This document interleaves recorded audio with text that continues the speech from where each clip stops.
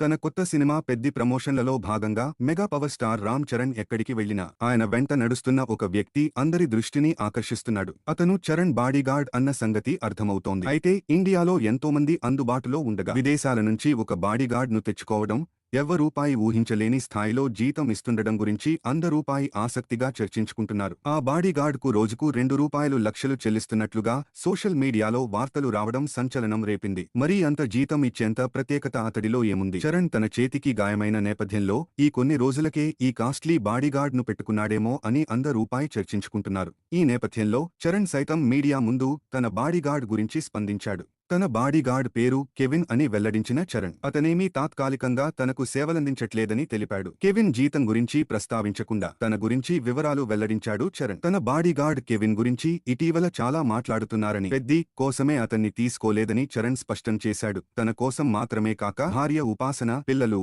మొత్తం కుటుంబం అందరికీ కెవిన్ వ్యక్తిగత రక్షణ ఇస్తున్నాడని చరణ్ వెల్లడించాడు. మీడియా వాళ్లు అతన్ని బాగా ఫేమస్ చేసేశారని, ఇప్పుడు అతన్ని బయటికి పంపడం లేదని, కెవిన్ కు చాక్లెట్లు, బిస్కెట్లు ఇచ్చి తన వ్యక్తిగత విషయాలు రాబడతారేమోనని చరణ్ చమత్కరించాడు. కెవిన్ గత 4 ఏళ్లుగా తమ కుటుంబం బయటికి వెళ్లినప్పుడు, ఈవెంట్లు, షూటింగ్స్ కు, విదేశీ పర్యటనలకు వెళ్లినప్పుడు తమతోనే ఉంటూ రక్షణ కల్పిస్తున్నాడని చరణ్ వెల్లడించాడు. ఈ కెవిన్ అసలు పేరు అబ్దు కదీర్ సో అట. 1998లో గాంబియాలో పుట్టిన అతను ఇంటర్నేషనల్ MMA ఫైటర్ కూడా అని, ప్రస్తుతం ఇటలీలోని ఫ్లోరెన్స్ లో నివాసమున్నాడని తెలిసింది.